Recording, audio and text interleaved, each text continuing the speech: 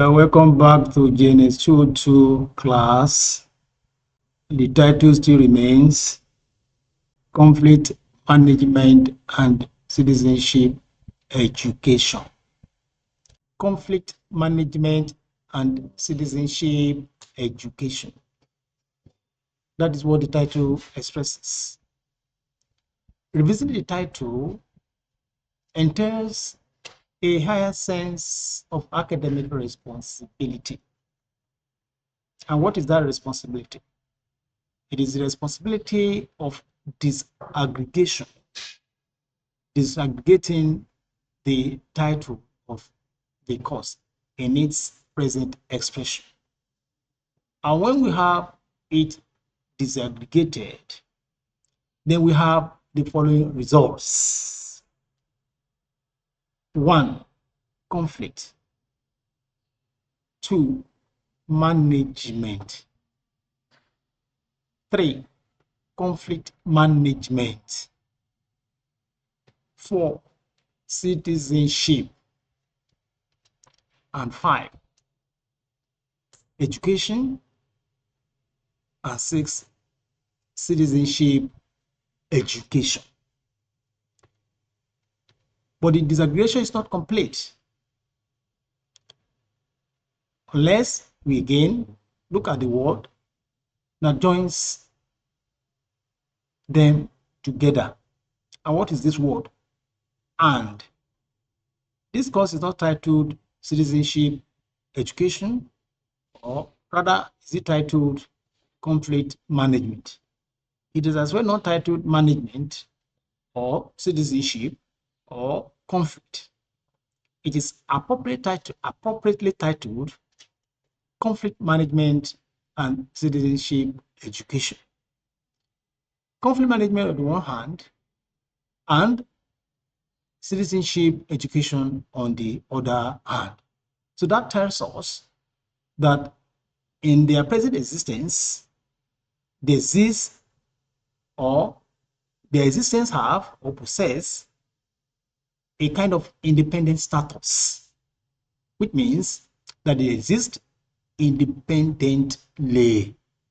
But because the course is not titled Conflict Management and we limit ourselves to that, or is it titled Citizenship Education and we as well limit ourselves to that, or it is titled Conflict Management and Citizenship Education. So we have that responsibility of intellectualism to interrogate or look at it from the perspective of a relationship, from the perspective of a relationship. And that perspective is what the word and justifies, or try to justify. So, from the point of view of the answer to the question, what best framework provides a perfect understanding of what the course is or entails? We started by saying that that framework exists in the responsibility of disaggregation, our disaggregation, which we have done. And again, we have as well put forward the result of the disaggregation. Again, to remind ourselves again, what are the results of this disaggregation? The results again are 1. Conflict. 2. Management. 3. Conflict management. 4. Citizenship. 5. Education. And 6. Citizenship education.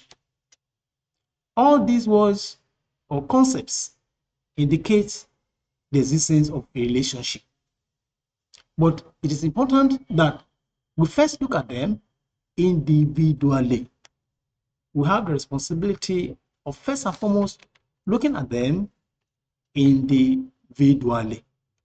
But before then, let me make a bit of reflection on the essence or the purpose or objective of this topic. So let me ask the question: why or what justifies the existence of this topic? why is this topic important or considered important to GNS 202? Again, the starting point is to provide the necessary preliminaries that should in turn enable the introduction to the course. So the responsibility is that of introduction. We always begin the unknown from the little known that we have. We begin the understanding of the unknown, which is the entire body of the course, from our little understanding or knowledge of it. That is, beginning the unknown from the known. So that is the logic. That is the logic. So at the end of this course or this topic, students should be able to make, first and foremost, students should be able to comprehend what introduction is in its entirety. And the comprehension comes in by the simplification of the words, in this case, terms and terminologies, or at higher level, concepts, the embedded concepts that make the title of the course. Students should be able to know what conflict is. Students should be able to know what management is. Students should be able to know what conflict management is. The assumption is that a proper understanding of what conflict management is, it is important that it is approached from first, the understanding of conflict, second, the understanding of management. So the idea, understanding of the logic is that having known what conflict is, having known what management is, you cannot use that knowledge to construct for yourself or formulate or develop an idea about what conflict management is. D2 for citizenship education. When you know what citizenship is, when you know what education is, then again the assumption is that you can in turn make use of the knowledge. I mean, you can use the knowledge to in turn seek the understanding of citizenship education. Citizenship education. Now, let us now begin the assignment of teaching proper. And the first is the interrogation and scrutiny of the concept of conflict, But before then, let me reflect a bit on the significance or purpose of definition. When you say, what is conflict? Which is the question. The answer, especially at this level of yours, is to provide the definition of it. So, what in essence is that we are trying to do? That is an indirect way of discussing the essence, purpose, or significance of a definition. But before then, let us try to look at the characteristics or elements of a definition. What makes a definition? What makes a definition? For us in the humanities, there are two categories of definitions. There's what we call stipulative definitions. Stipulative definitions. Stipulative definitions. There is as well what we call reportive definitions. One, stipulative definitions and reportive definitions. What really are they? First, let us reflect on stipulative. When you say a definition is stipulative, it means that it is prescriptive. It seeks the description of a subject matter from the perspective of prescriptions.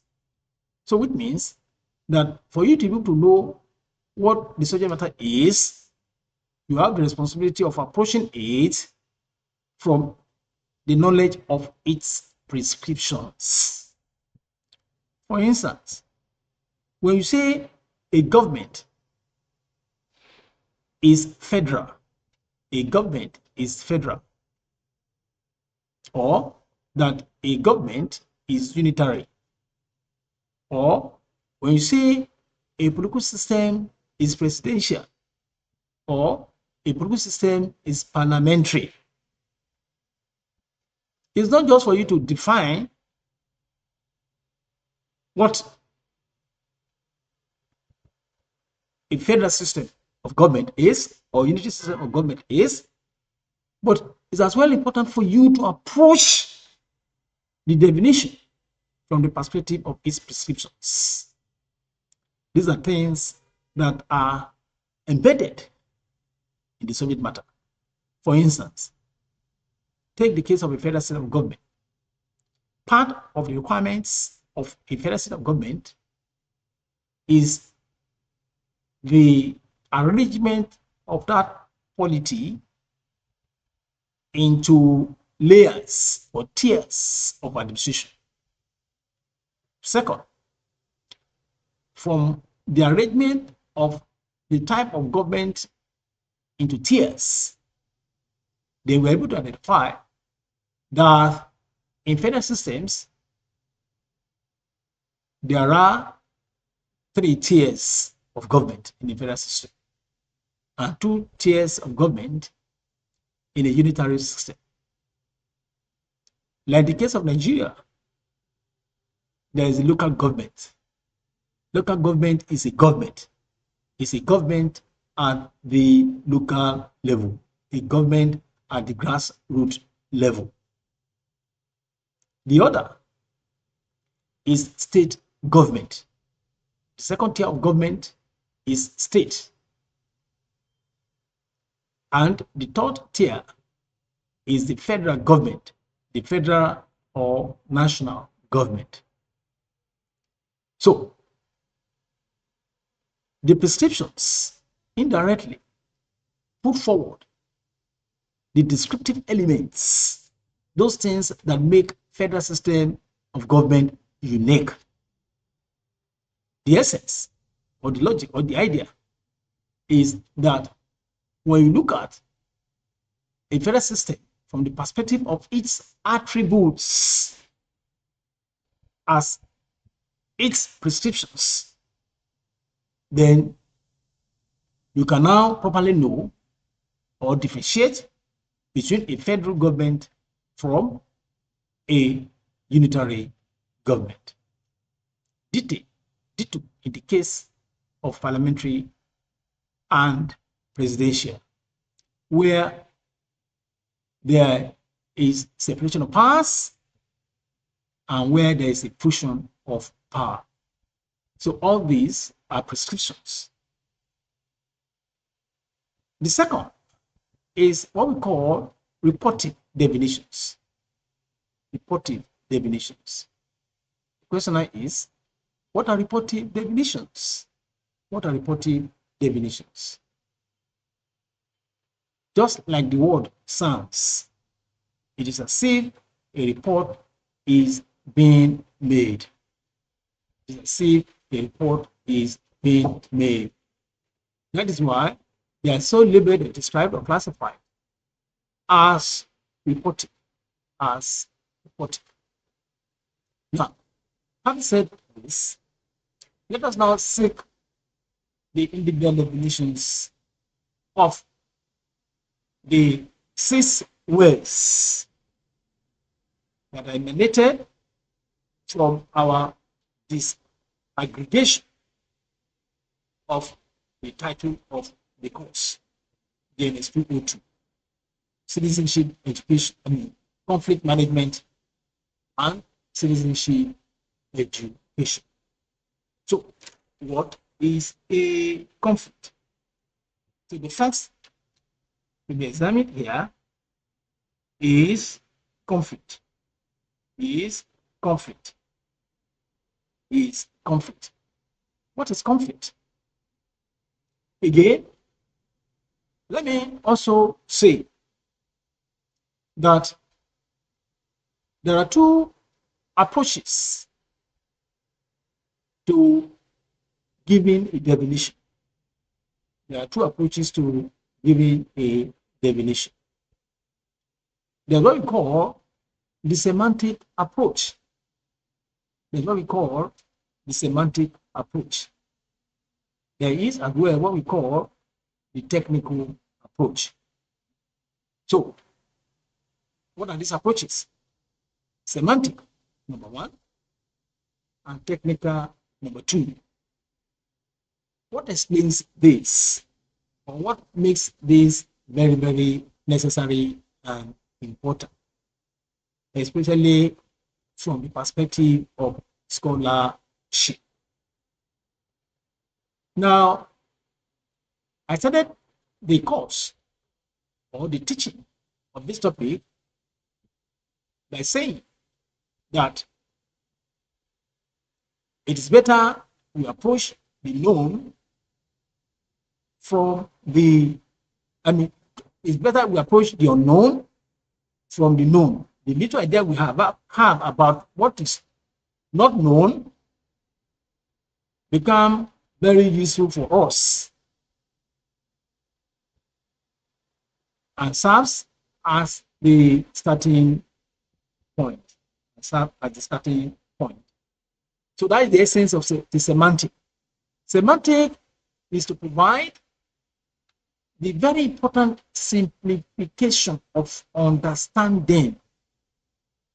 The semantic to provide a simplicity of understanding, reducing the ambiguities, the controversies that usually are associated with a subject matter to the barest minimum. To the barest minimum. Take the case of an apple and a football, a ball, an apple. One thing is that they are both spherical, they are both roundish, they are objects. Two, roundish. So this represents a shared characteristic. But people don't eat ball or football. What people eat an apple. The succulence now becomes a distinguishing feature or edibility. One is eatable and the other is not eatable. That is the simplest approach that one can make use of to distinguish, because the whole essence of the definition is to distinguish between and among subject matters and social phenomena, so that when anybody comes across them, you know that, oh, this is this because of salient characteristics. So you cannot call an apple a ball, or rather you call a ball an apple. But there is again the technical, because one thing about knowledge is that it's better approached from the perspective of level. And that is why in the theory of knowledge that we call epistemology, there's what we call levels of knowledge. Levels of knowledge. Knowledge differs in their levels. From higher level, from lower level, it goes up to a higher level. At that point, we begin to see what knowledge is, or what social phenomena are, from the perspective of their complexities. From the perspective of their complexities. And because of the fact that it is important to look at them from these perspectives, then a technical understanding of what the subject matter is becomes very, very important. So there are two approaches in the use of the definition. There is semantic, which is the ordinary English language interpretation, the commonest of interpretations anybody can give to a subject matter. It's what we call the semantic. And there is the technical. There is the technical. Why? Because of the associated complexities and complications, particularly in relation to the existence of subject matters or of social phenomena as either events or occurrences. So let us begin the understanding of what conflict is from the perspective of the semantic interpretation, the normal English language understanding of what conflict is. Now, the English language definition we are relying on is that of the Webster's Ninth New Collegiate Dictionary. Webster's Ninth New Collegiate Dictionary. Now,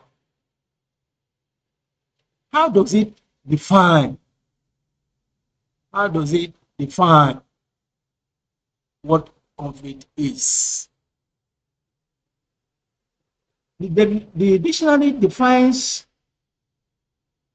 conflict as fight, battle, war. The Webster's Ninth New Collegiate Dictionary defines conflict as, and I'm quoting, as fight, as battle, as war. And fundamental to this definition is what we call the existence of a disagreement. So conflict happens only when there is a disagreement. You can't just fight yourself. People cannot just fight themselves. Groups cannot just fight themselves. Countries cannot just fight themselves. They can only fight themselves because of a disagreement. Because of a disagreement. A and B usually will live cooperatively and peacefully. But the moment there is a disagreement between A and B now begin to fight each other. A and B now begin to fight each other to the extent that the fight will extend to C, D, E, F, etc., etc. Because as political animals, they are expected to have one interest or the other. That is part one. The dictionary goes further to define what conflict is as, and I quote, a competitive or opposing action. A competitive or opposing action of incompatibles. Again, let's try to disaggregate the definition. In the process, we again have the responsibility of its simplification. Now, it indicates or suggests to us that part of the causes or part of the defining element of a conflict is the existence of a competition. Part of what brings about conflict is a competition. So which means where there is no competition, you are not likely to have conflict. So a defining element of conflict now is a competitive arrangement. So conflict occurs because there is a competition. The other take away point or very important point to emphasize is that because of the existence of a competition, there is always as well the existence of an opposition. A is being opposed to B. An opposition indicates the existence of a disagreement. If I am not for you, it means I am against you. Anybody that is against you or that is not for you constitutes, under the circumstance, an opposition. Then again, the last one is the existence of incompatibility. That conflict happens or occurs between and among incompatible elements. Conflict happens between and among incompatible elements. Now, another thing that we should know about all this is the fact that when we say conflict, it's not necessarily between and among individuals. We can talk of conflict between and among individuals. A, B, C, D, E, F, as individuals, can be involved in conflicts or can be involved in a conflict. So conflict can happen at the individual level. Conflict can as well happen at the group level, especially where we have intra and inter-group rivalries. The third element or indication of conflict is that it can happen between and among countries. It can happen between and among countries. That again leads to another defining element of what the conflict is. You now ask, what is this defining element? Sometimes we give the label domestic conflict. Domestic conflict. At other times, we give the label international conflict. So when we talk of a disagreement, a battle, or a war within a country, we give it the label domestic.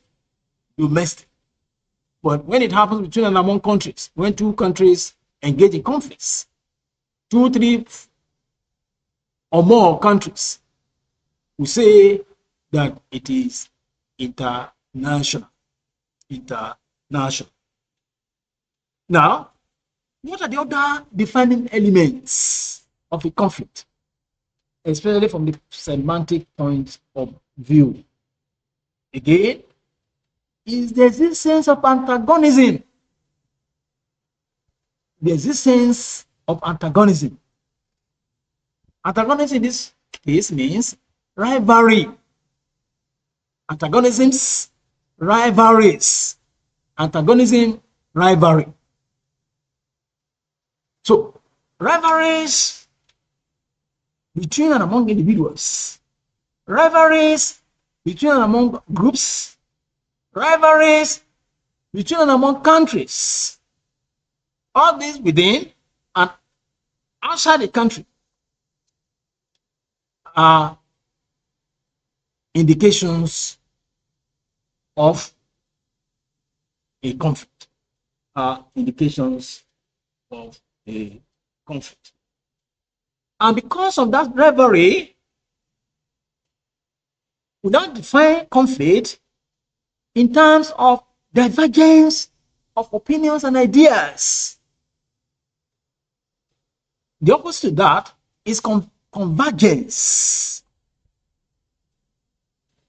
Convergence of ideas do not necessarily leads to conflicts. What normally produces or leads to conflicts is divergence. Divergence in terms of holding conflicting positions and ideas.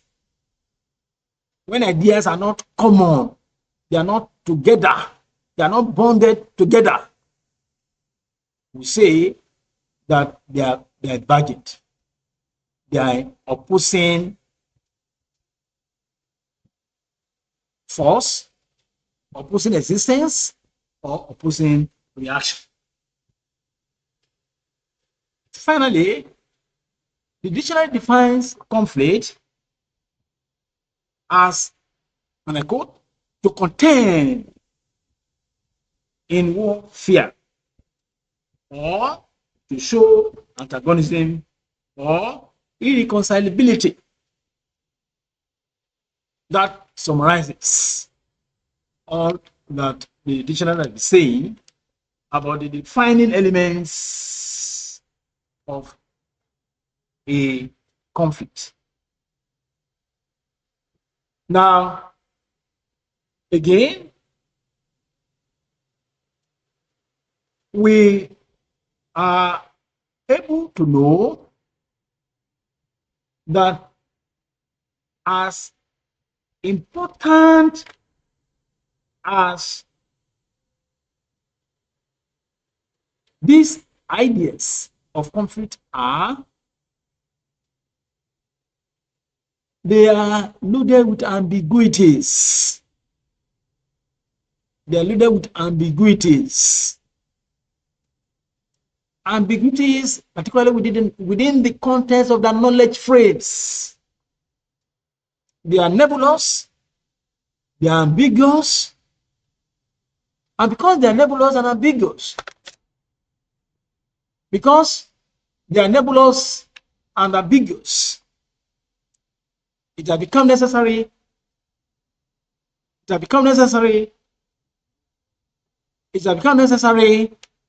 for us to try as much as possible to reduce their ambiguities. When we say, for instance, what the dictionary has said about conflict, the dictionary uses the word fight. It as well uses the word battle. It as well uses the word war to define what a conflict is. But you and I know very well that these ways differ in their scope. Differ in their scope. Because they differ in their scope, it is important that we properly scrutinize them so that when we use the word conflict, we use it from the perspective of thoroughness and comprehensiveness of application. So what we'll be doing now is to subject what the dictionary tells us about conflict to further or larger framework of knowledge amplification.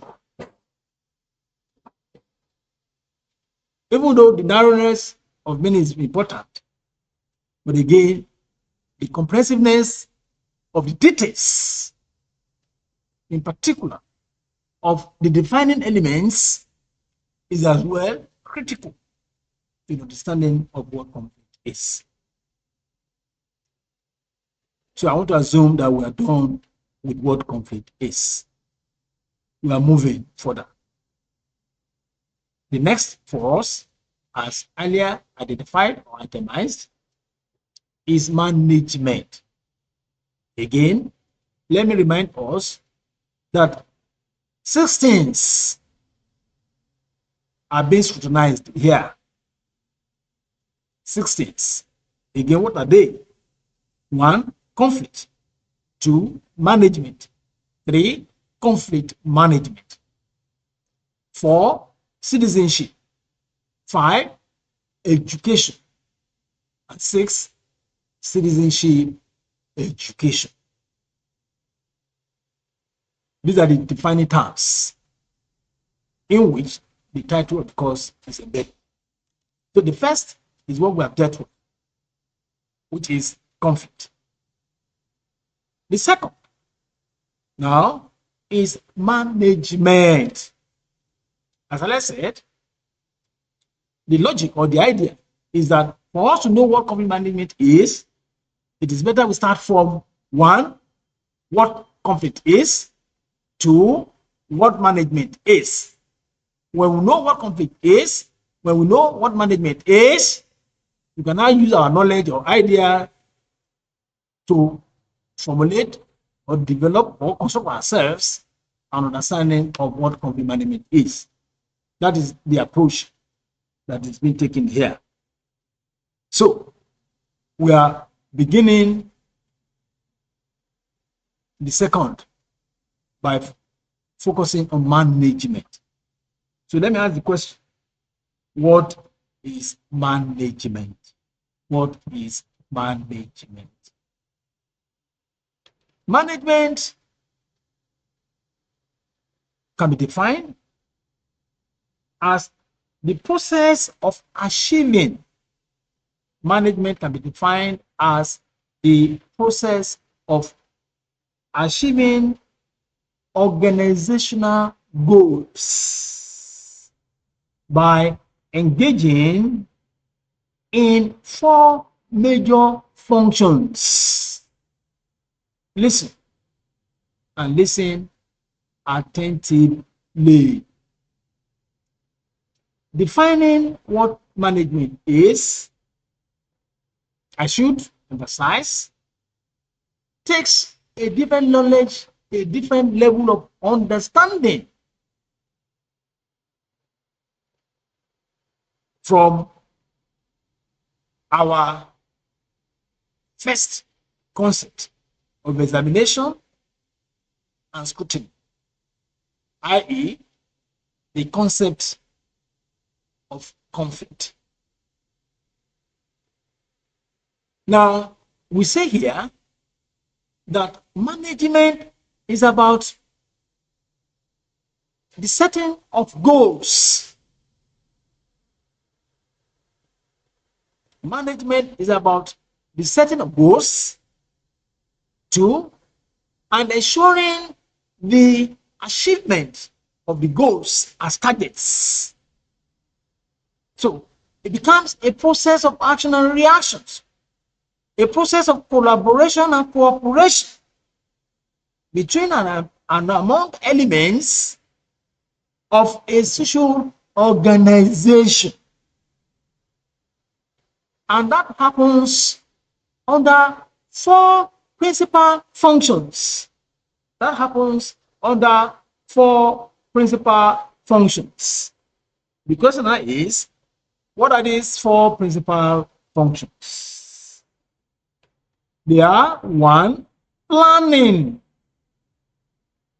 two, organizing; three, heading; and four, controlling.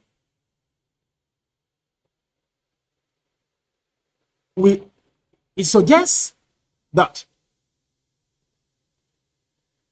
the setting up of goals that should be achieved requires what? That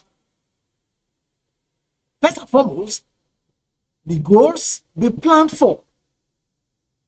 It requires that first and foremost, the goals be planned for.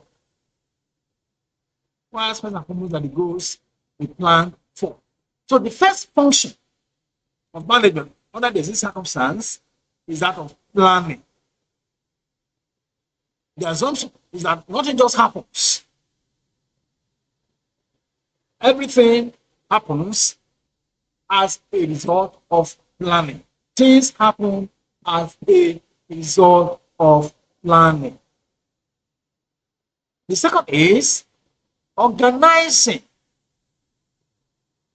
Organizing. That indicates or shows how to make the plans to work. How to make the plans to work. That becomes the second function of management. The third is heading. Somebody has to coordinate, because planning is usually a group affair. Organizing is as well usually a group affair. So it's important that there is a coordinator, there is a head who coordinates both the planning and the organization for results. The last is controlling. That tells us that management has some elements of authority. The person who has additional responsibility of controlling. And controlling happens if he or she has the authority. If he or she has the authority. Now that we know what management is, let's now go to the third term, the third concept of our concern. And again, the question: what is this third term or concept? This is the concept of conflict management. You can see how we are proceeding. First, from conflict; second, to management; and third, to conflict management. And third, to conflict management. And conflict management is here being defined as the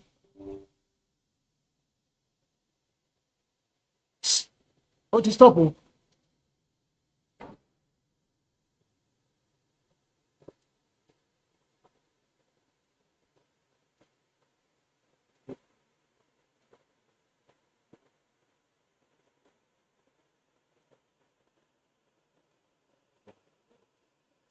Next question. Odisho means okay. So, but you last time record me. Okay. Okay. Can I continue now? Okay. The third concept is that of conflict management. So the question is, what is conflict management? What is conflict management? Conflict management can be defined as the totality of efforts. Totality of efforts, initiatives, actions, procedures, processes, and plans established and institutionalized, formulated and invented, conceived and implemented, instructed and directed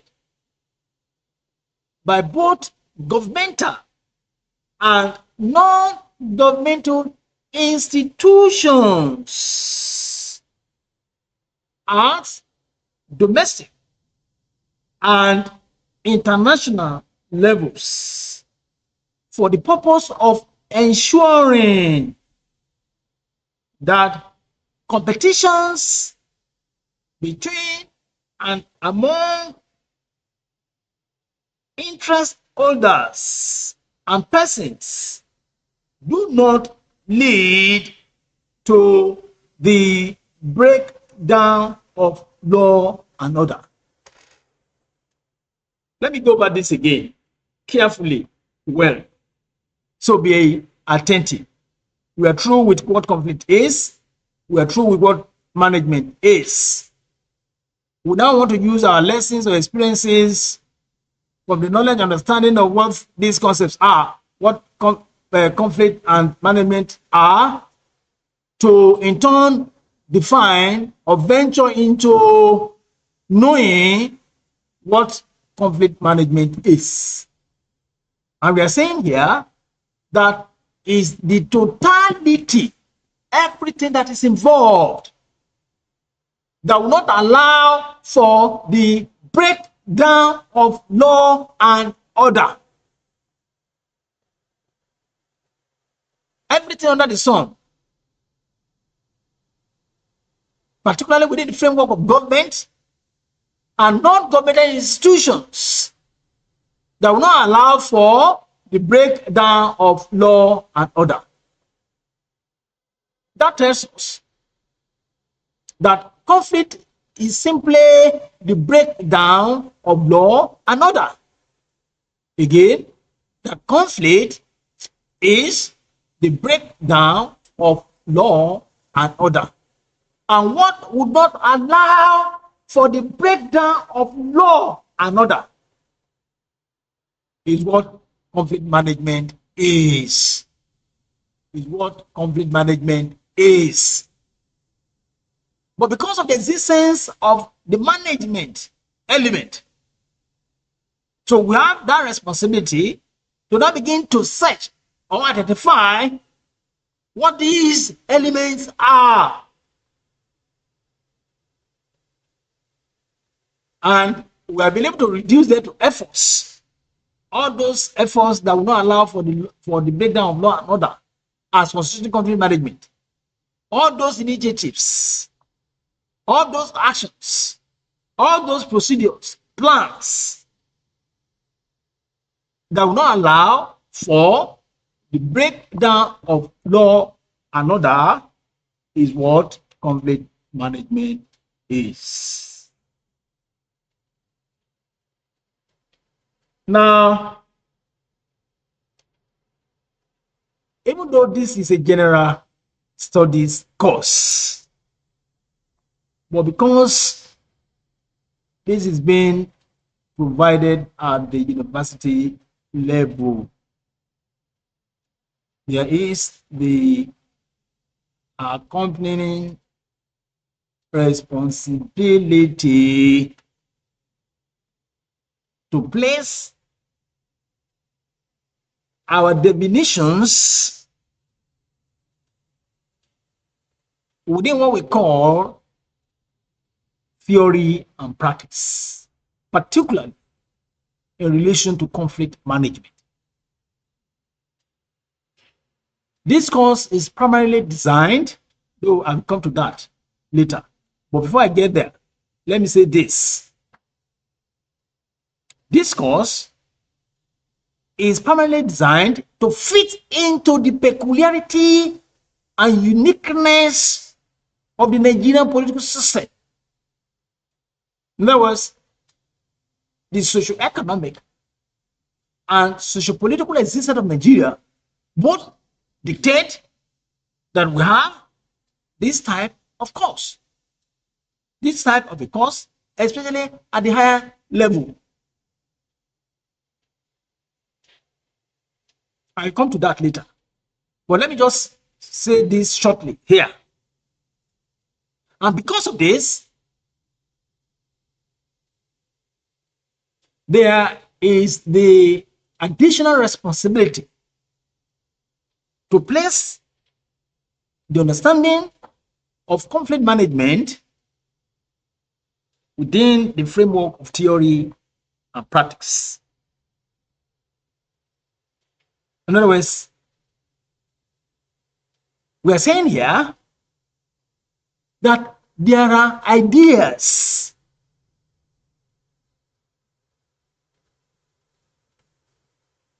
there are theories that are already in place to enable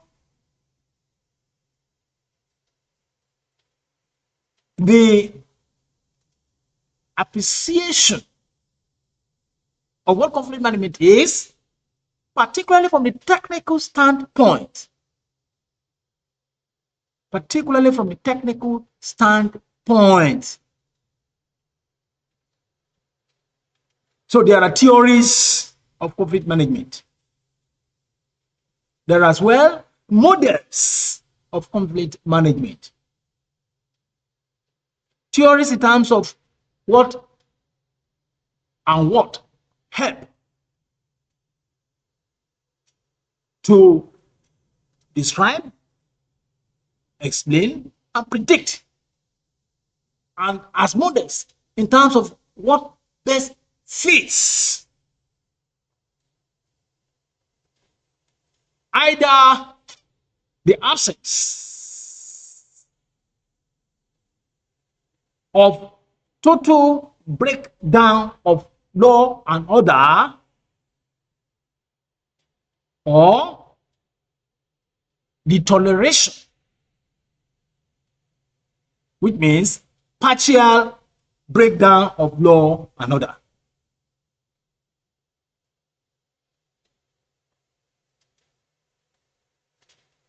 I just feel I should point this out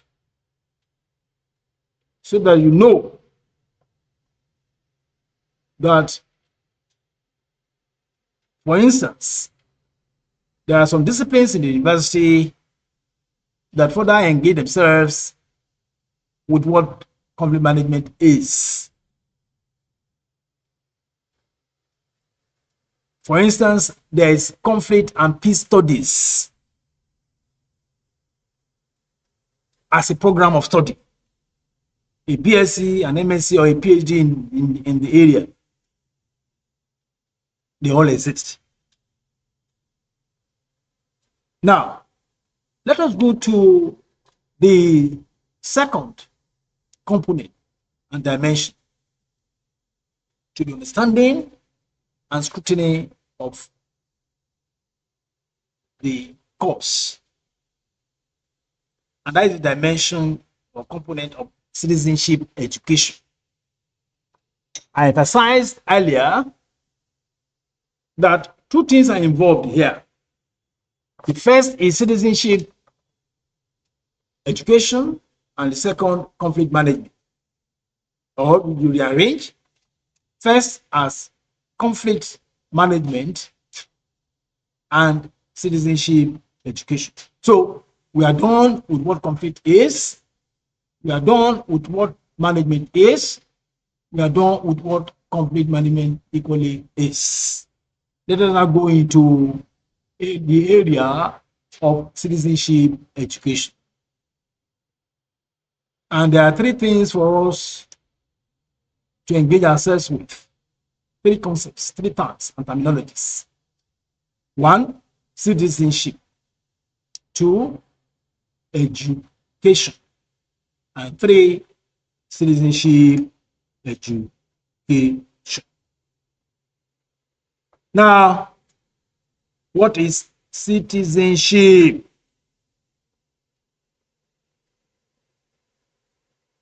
What is citizenship? Now, let me say here that the whole debates or how well to explore the understanding of citizenship revolves around the idea of law.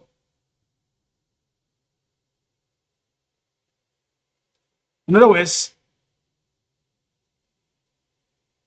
citizenship is better interrogated from the perspective of law. Even though it has its base in sociological interpretation, or that it has its base in sociology. But what best describes it is the perspective of law. Why? Because when we discuss citizenship, we discuss only within the context of a country. Citizenship cannot be discussed in isolation.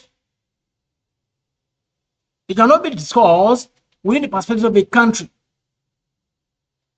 And that makes it a legal concept. For instance, who is a citizen of Nigeria?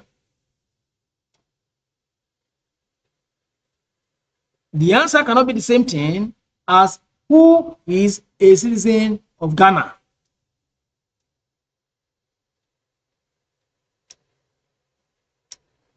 So, who a citizen of a country is, and all the discussions and analysis of the issues and problems in relation to the answer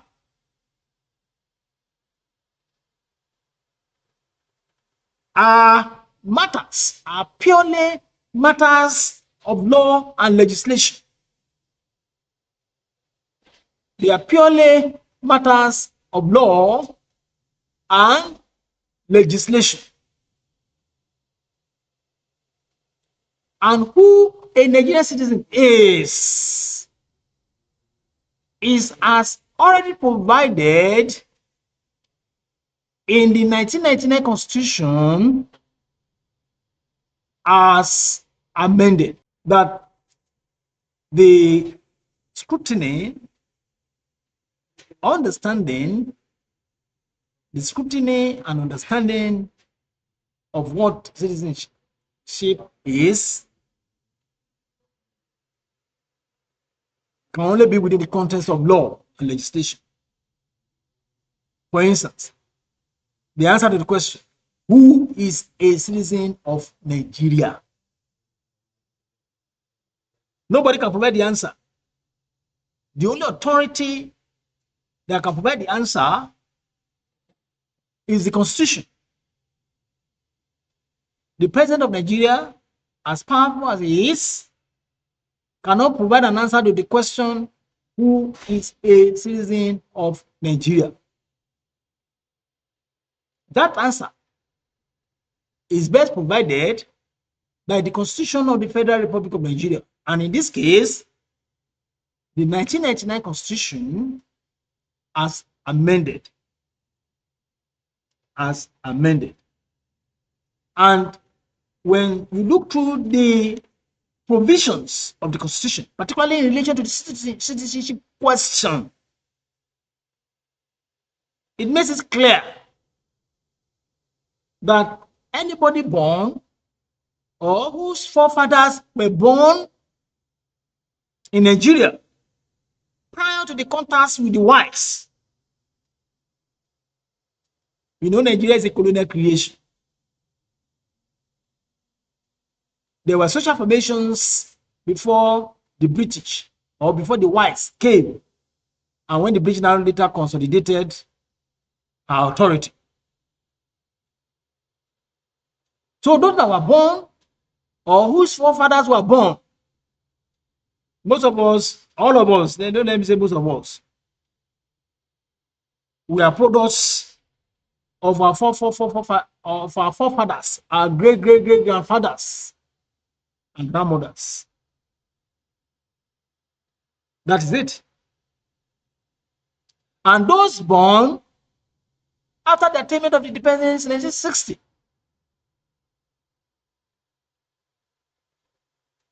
So that is what citizenship is. Citizenship is best understood only in relation to the context of interrogation as a legal terminology or legal concept, and as a question in clear terms, as who is, for instance, a citizen of Nigeria. Now we know what citizenship is. Let us now seek to know what education is.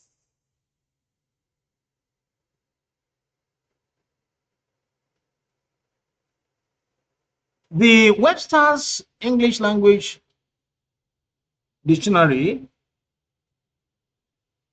defines education first as a field of study.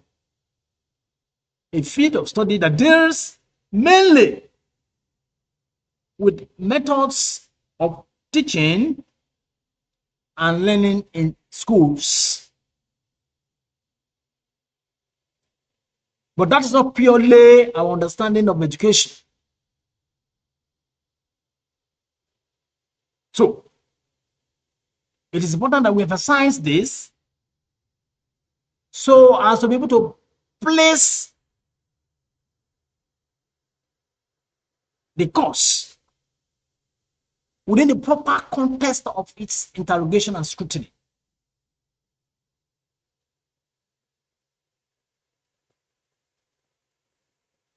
Now, when we say education in this circumstance, we refer to it as something that is beyond a field of study. We refer to it in terms of a socialization process. And this is of concern here. And it should therefore be of emphasis. As a socialization process that enables the achievement of the goal of a state. That's what it is. Citizenship education now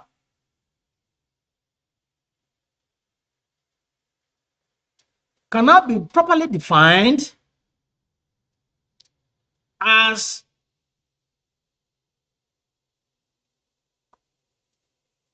the set of instructions that allow for the attainment of stability, especially within the context of political fragility, political slash institutional fragility, like the Nigerian case.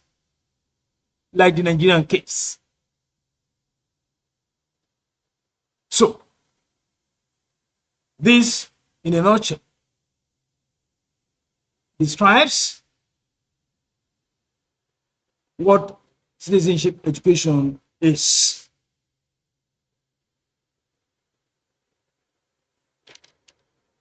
But it is still very, very important for us to look at the word "and" that brings the two of the opposite sides together. This course is not titled citizenship education. This course is as well not titled conflict management. But this course is aptly and appropriately titled conflict management and citizenship education. That "and" brings them together. Particularly, given the heterogeneity of the Nigerian state. That heterogeneity speaks of it in terms of the constituting fragility, those things that would regularly allow for disorder, those things that will regularly allow for political disorder. So, we now say that citizenship education is a type of education specially designed for citizens of the country to enable the understanding and appreciation of the country's contemporary challenges, like the Nigerian case, as historically propelled and further influenced by the changing dynamics of national development and integration desires, as expressed in and supported by public policies.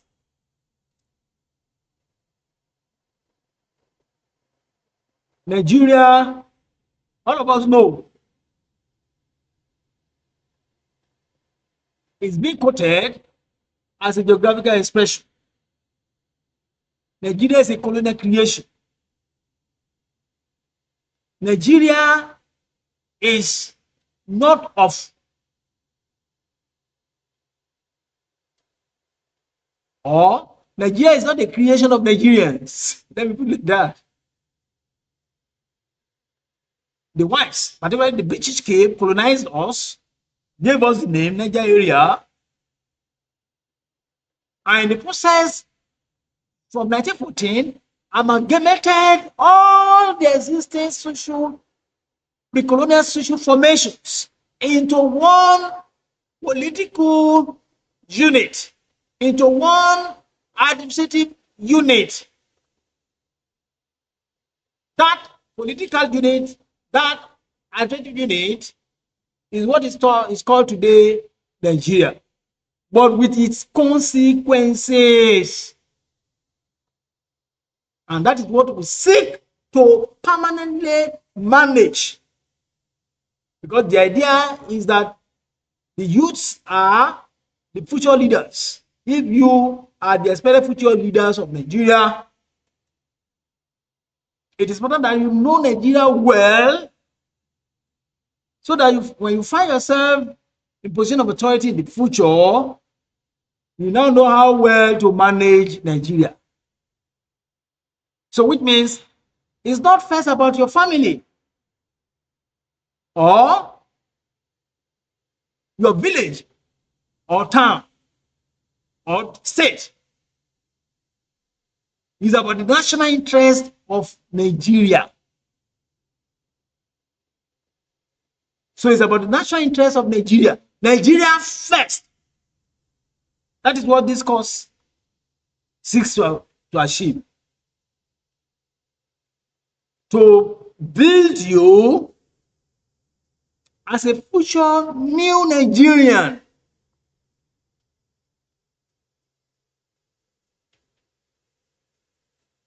Which means that the course seeks one thing: to cut you away from the trappings of primordiality and political pluralism. That's what the course seeks to do. And that is the only way in which you can become a new Nigerian. A Nigerian of Nigeria's dream. In terms of the expected patriotism and nationalism. Thank you very much. This ends our first lecture.